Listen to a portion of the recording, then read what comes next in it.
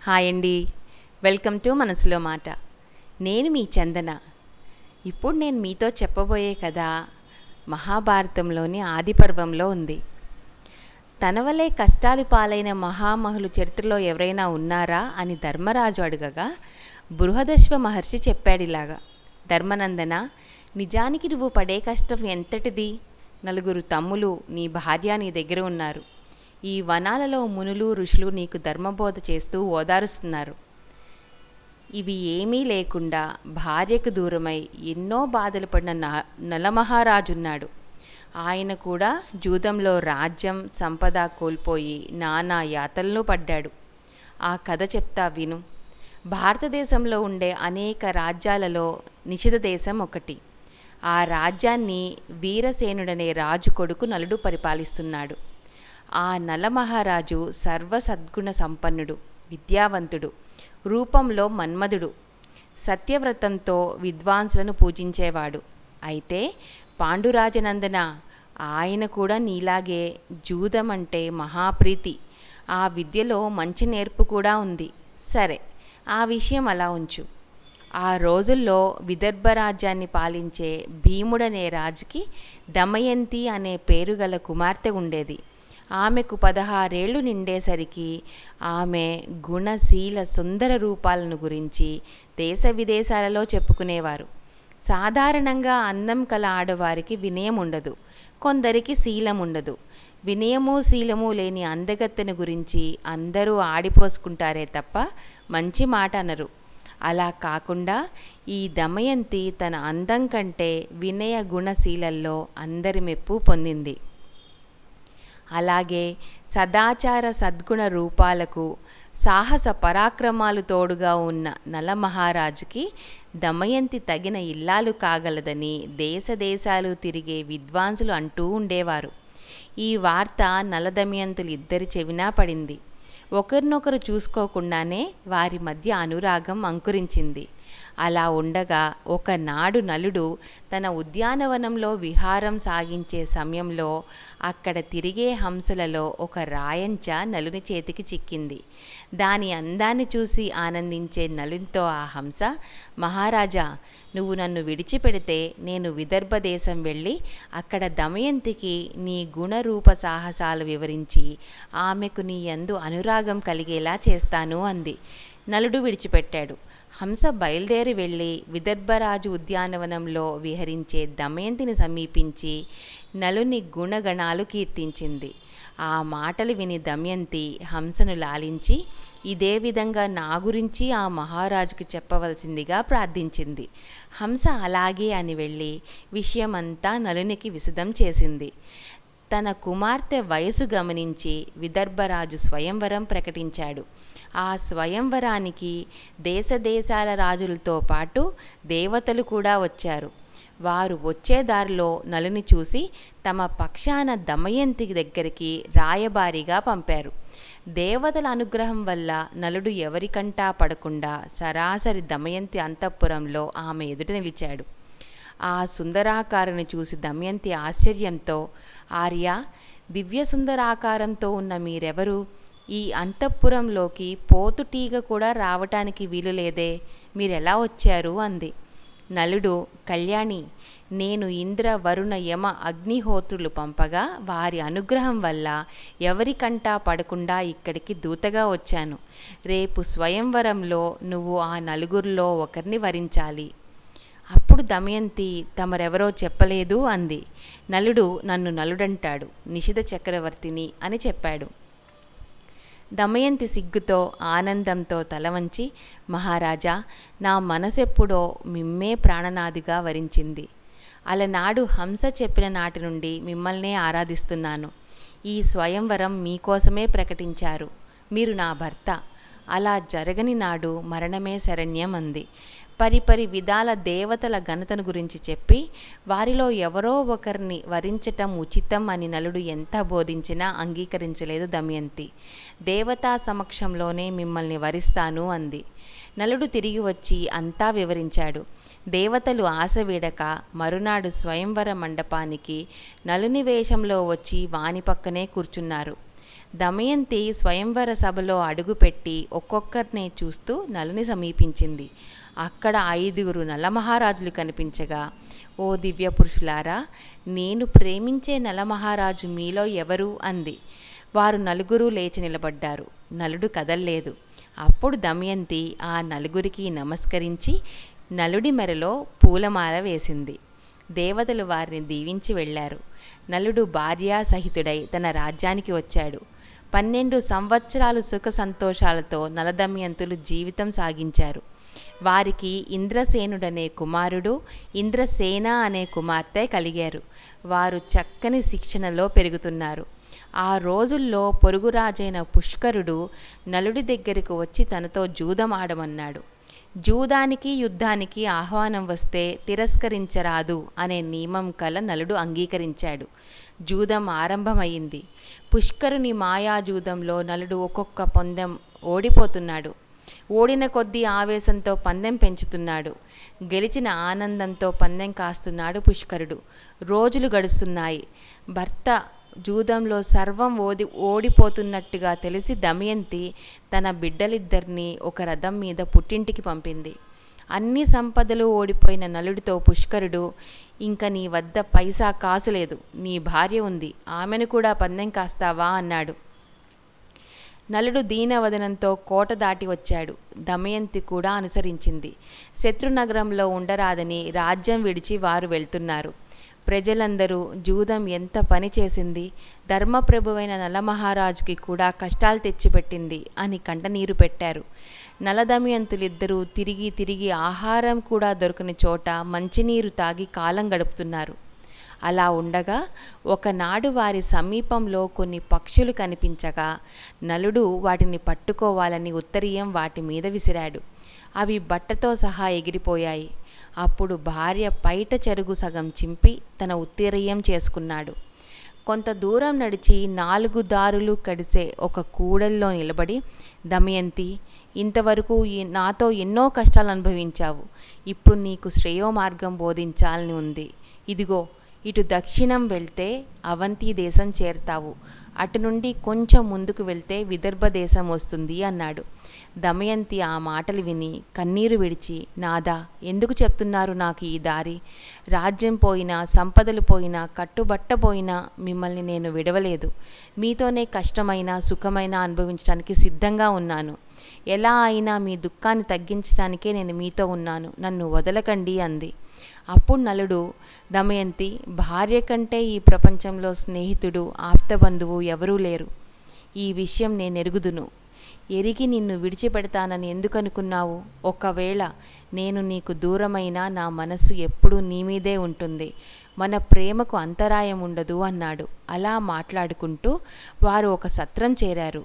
ఆ రాత్రి నిద్రిస్తున్న వేళ దమయంతిని విడవలేక విడిచి వెళ్ళిపోయాడు నలుడు.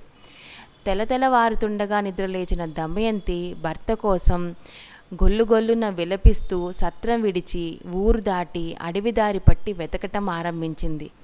తిరుగుతూ ఉండగా ఒక కిరాతకుడు ఆమెను చూసి మోహించి బలాత్కారం చేయబోయి ఆ పతివ్రత వేడి చూపులకు తట్టుకోలేక నేలకూలాడు. దొరికిన పండు తిని నీరు తాగి భర్త కోసం పిచ్చిదానిలా తిరుగుతూ చేదీ దేశం చేరింది. అక్కడ జనులందరూ ఆమెను పిచ్చిదానిగా భావించి వెంటాడుతుంటే రాజభవనం నుండి చూసిన రాజమాత తన దాసిని పంపి దమయంతిని రాజభవనంలోకి రప్పించింది. దమయంతి రాజభవనంలోని అంతఃపురంలో మహారాణి నందాదేవి దగ్గరకు రాగానే ఆమెడ ఆదరంతో కూర్చుండబెట్టింది. పరిచారికలందరినీ దూరంగా వెళ్ళమని, అమ్మాయి, ఎవరింటి బిడ్డవమ్మా? నీ భర్త ఎవరు? ఈ దశలో ఎందుకున్నావు? అలంకారాలు లేకపోయినా జుట్టు చిందరవందరగా ఉన్న, మాసిన బట్టలతో ఉన్న నీలో దివ్యశోభ కనిపిస్తుంది. సత్యం చెప్పు తల్లి అని బుజ్జగింపుగా అడిగింది. దమయంతి విచారంతో, మహారాణి, నేను ఎవరి బిడ్డనని చెప్పను. ఆ కథ మరిచిపోయాను. ప్రస్తుతం ఏకాకిని. సైరంధ్రీ వృత్తిలో నాకు ప్రవేశం ఉంది. రాజాంతపురాలలో నా నియమాలకు భంగం కలిగిన చోట ఆ వృత్తిలో ఉంటాను. నా భర్త గుణశీల రూపవంతుడు. కానీ అన్యాయంగా జరిగిన జూదంలో అన్నీ కోల్పోయి అడవుల పాలయ్యాము. ఆయన నన్ను ఒక సత్రంలో ఒంటరిగా విలిచి వెళ్ళాడు. ఆయన కోసం తిరుగుతూ తిరుగుతూ ఇలా వచ్చాను. మీరు నా నియమాలకు అంగీకరిస్తే ఇక్కడే ఉంటాను అంది. అంగీకరించింది మహారాణి. తన కుమార్తెను పిలిచి మహారాణి అన్ని విషయాలు చెప్పి ఈమెను కంటి రెప్పవలే చూసుకోవాలి అంది. ఆ విధంగా దమయంతి వారి అంతఃపురంలో కాలం గడుపుతుంది. ఆ రాత్రి సత్రంలో బయలుదేరిన నలుడు ఒక మహారణ్యంలో సాగుతూ ఉండగా అక్కడ దావానలం వ్యాపించి మంటలు లేచాయి. ఆ మంటల్లో నుండి ఆర్తనాదం వినిపించింది. దీనజన రక్షక దీక్షగల నలుడు అటు నడపగా, ఓ పుణ్యాత్ముడా, ఇటురా, నేను నాగజాతి కర్కోటకుడును. నారదుల వారి శాపం వల్ల ఇక్కడ కర్రలా పడి ఉన్నాను. నీ దర్శనంతో నాకు శాపం పోతుందని ఆయనే అన్నారు. నన్ను ఈ మంటల నుండి కాపాడితే నీకు మేలు చేస్తాను అని కర్కోటకుడు పలకగా నలుడు వానిని ఈవలకు తెచ్చి వదిలాడు. అప్పుడు కర్కోటకుడు, ఆర్య, మీరు 10 అడుగులు వేయండి, మీకు శుభం కలుగుతుంది అన్నాడు. నలుడు 10వ అడుగు వేయగానే కర్కోటకుడు నలుడి మీద కాటు వేశాడు. ఆ సర్పం విషం ఎక్కగానే నలుడు నల్లని మరుగుజ్జువాడయ్యాడు. నలుడు తెల్లబోయి చూడగా కర్కోటకుడు, మహారాజా, బాధపడకు, ప్రస్తుతం నన్ను కలిపురుషుడు బాధిస్తున్నాడు. నా విషంతో వాడు మాడుతూ ఉంటాడు. అంతవరకు నీ రూపం ఎవ్వరికీ తెలియకుండా రహస్యంగా గడపటానికే నేను కాటు వేశాను. ఇది మొదలు. నీ పేరు బాహుకుడు. ఇప్పుడు నువ్వు అయోధ్యకు వెళ్ళి ఆ రాజు ఋతుపర్ణుని కొలువులో చేరు. ఆయనకు జూదమంటే పిచ్చి. ఆయన దగ్గర ఆ విద్య గ్రహించాలంటే నీకు తెలిసిన అశ్వహృదయం ఆయనకు నేర్పాలి. దానితో మిగిలిన కార్యాలు చక్కబడతాయి. నీకు నీ రూపం ఎప్పుడు కావాలంటే అప్పుడు నన్ను స్మరించు అని చెప్పి మాయమయ్యాడు. బాహుక రూపంలో నలుడు అయోధ్య చేరి రాజును దర్శించి తనకు అశ్వశాస్త్రం తెలుసునని, దూత్యం కూడా వచ్చునని, వంట చేయటంలో మంచి అనుభవం ఉన్నదని చెప్పగా ఆ మహారాజు వానిని తన అశ్వపాలకుడిగా నియమించాడు. అలా కాలం గలుపుతున్నాడు నలుడు, నిత్యం రాత్రి వేళలా దమయంతినే స్మరించుకుంటూ. తన కుమార్తె దమయంతి అల్లుడు నలమహారాజు అరణ్యాల పాలయ్యారని విన్న విదర్భరాజు విచారంతో తన నగరంలోని విప్రవరులను రావించి, వేదవిధులారా, మీరు దేశదేశాలు తిరుగుతూ అనేక నగరాలు చూస్తూ ఉంటారు. ఎక్కడైనా నా కుమార్తె, ఆమె భర్త కనిపిస్తే ఆ వార్త నాకు అందించండి. అందుకు ప్రత్యుపకారంగా మీకు అగ్రహారం ఇచ్చి 100 గోవులు సమర్పిస్తాను అన్నాడు. వారందరూ తమ పర్యటనలో నలదమయంతుల జాడ తెలుసుకోవడానికి ప్రయత్నాలు ఆరంభించారు. వారిలో సుదేవుడనే విద్వాంసుడు చేదీ రాజ్యం చేరి రాజ ఇంట శుభకార్యం జరిగే వేళ అక్కడ ఉన్న నారీమణుల మధ్య దమయంతిని గుర్తుపట్టాడు. పతి వియోగంతో అరణ్యయాత్రల క్లేశలతో కుసించిన దమయంతి రాహుగ్రస్తమైన చంద్రబింబంలా, ఎండకు వాడిపోయిన తామర పువ్వులా కనిపించింది. నెమ్మదిగా వీలు చూసి ఆమెను ఏకాంతంలో కలిసి తన కథ చెప్పాడు సుదేవుడు. దమయంతి మారు మాట్లాడకుండా బొటబొటా కన్నీరు విడిచింది. అది చూసి రాజకుమారి సునంద ఆ విషయం తన తల్లితో చెప్పింది. రాజమాత ఆ విప్రుని చేరి వివరాలు అడిగింది. ఆయన సంగతులన్నీ చెప్పి, మహారాణి, చూశారా, ఈ అమ్మాయి కనుబొమ్మల మధ్య తిలకం వలె ఒక పుట్టుమచ్చ ఉంది.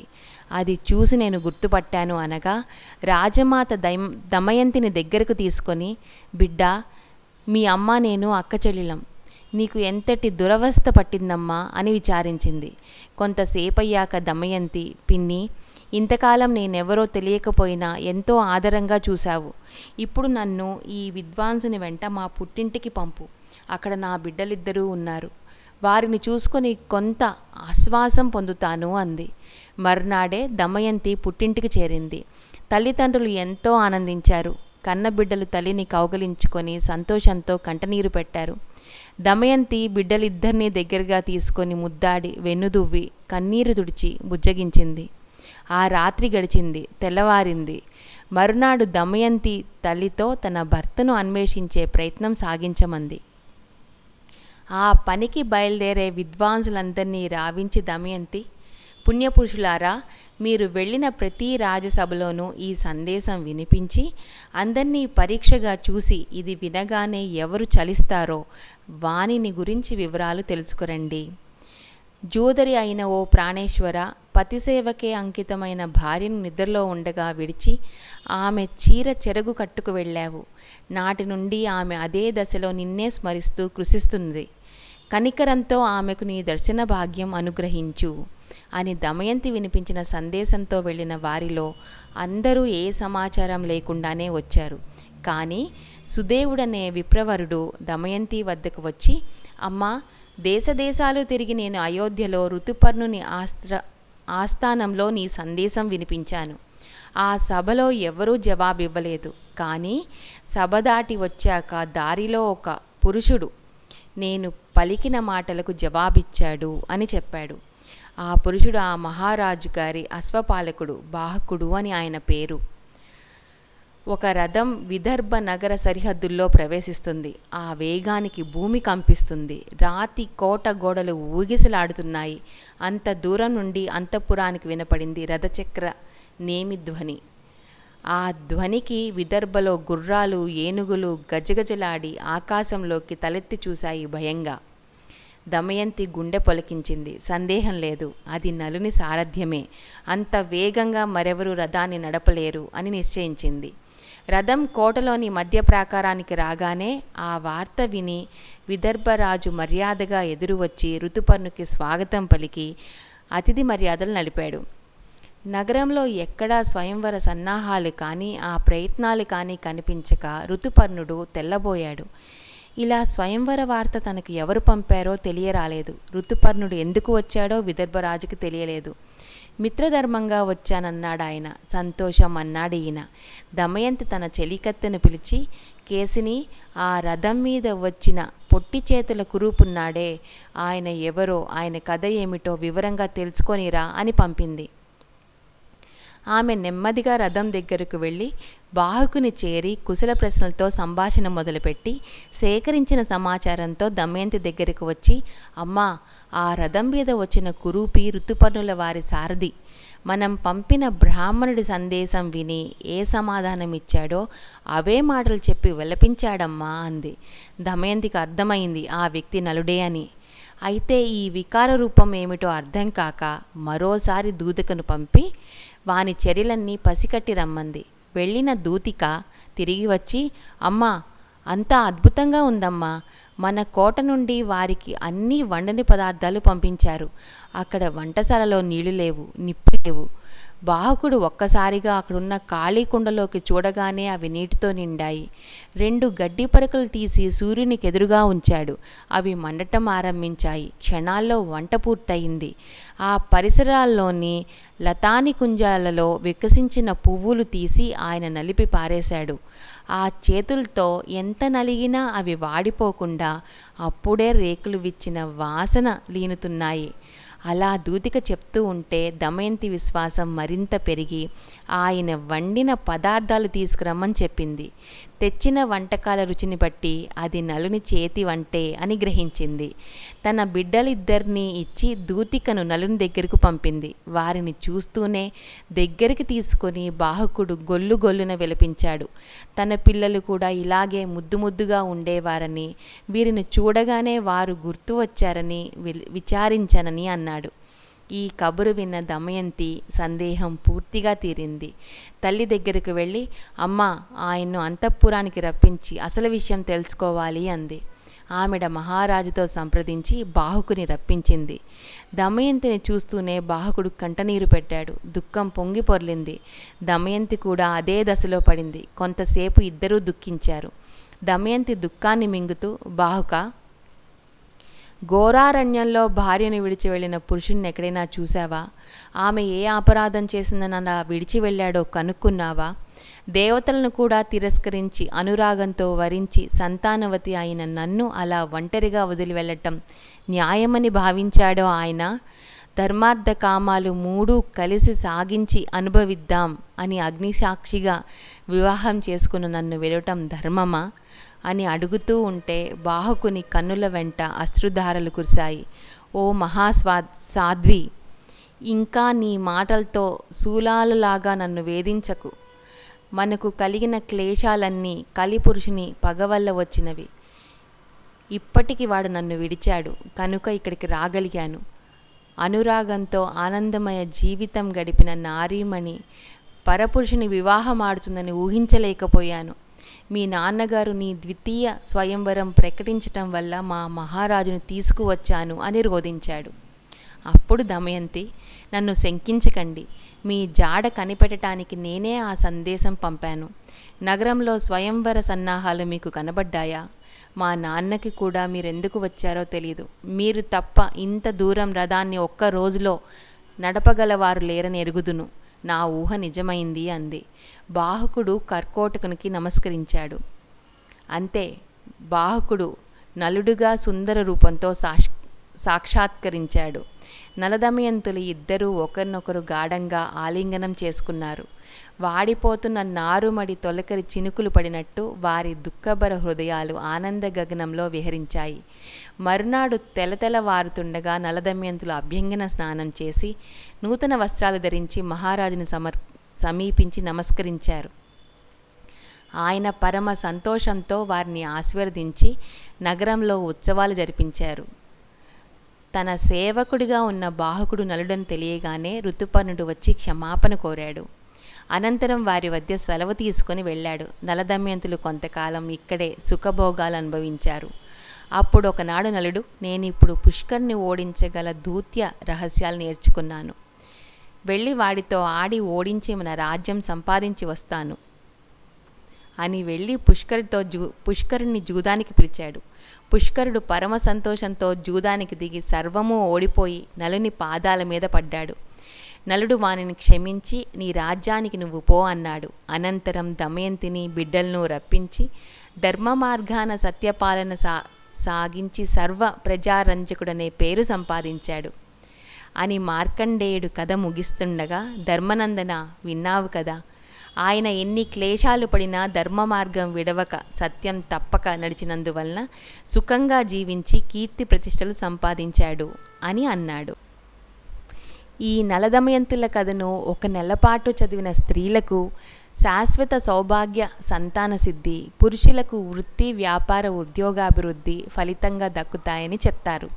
అలాగే విద్యార్థులకు విద్య, అవివాహితులకు వివాహం, ప్రేమికులకు సత్సమాగమం, దంపతుల మధ్య అనుకూల దాంపత్యం, సమస్త దారిద్ర్యాలు నశించి సర్వ సంపత్ సమృద్ధి కలుగుతుంది అనే సత్ఫలితాలు చెప్పబడ్డాయి. అంతేకాకుండా నాగరాజు కర్కోటకుడికిచ్చిన వరం, నలరాజా, ఎవరైతే ఈ కథను మండలం పారాయణం చేస్తారో వారికి మా పాముల వలన కానీ మరే ఇతర విషప్రాణుల వలన కానీ ఎటువంటి విపత్తులు కలగవు అని వరమిచ్చాడు. అగ్ని ఇచ్చిన వరం, సర్వభూపాల, నిత్యం నీ కథను మననం చేసేవాళ్ళు నా కృపకు పాత్రులవుతారు. మండలం పారాయణం చేసిన వాళ్లకు నా వలన ప్రమాదాలు సంభవించవు అని. కలిపురుషుడు నిషధేశ్వర, నిన్ను స్మరించిన వాళ్ళ కలిదోషాలు సర్వం తొలగిపోతాయి. శనీశ్వరుడు నలచక్రవర్తి, ఎవరు నిన్ను స్మరిస్తారో వారు నా భక్తులవుతారు. నీవలే ఓరిమి వహించిన వాళ్ళు నా యొక్క సమస్త పీడల నుండి విముక్తులవుతారు. ఇంద్రాది దిక్పాదకులు ఇచ్చిన వరం, ఓ నలదమయంతులారా, లోకోత్తర ప్రేమిక దంపతులైన మీ కథను నిత్యం పఠించే వాళ్లకు మా దిక్పాలకులు 8 మంది రక్షకులుగా నిలుస్తాము. అది విషయం. మనం శ్రద్ధాశక్తులతో చదవాలే కానీ అటువంటి గొప్ప వాళ్ళ వరాలు వృధాగా పోవు. అదండి సంగతి. ఇంత గొప్ప కథ మీకు కూడా నచ్చిందని అనుకుంటూ ఇలాగే లైక్, షేర్, సబ్స్క్రైబ్ ద్వారా సపోర్ట్ చేయాలని ఆశిస్తున్నాను. ఎటువంటి కథలు వినాలనుకుంటున్నారో కామెంట్స్లో తెలియచెప్తారని. అప్పటి వరకు థ్యాంక్ యూ.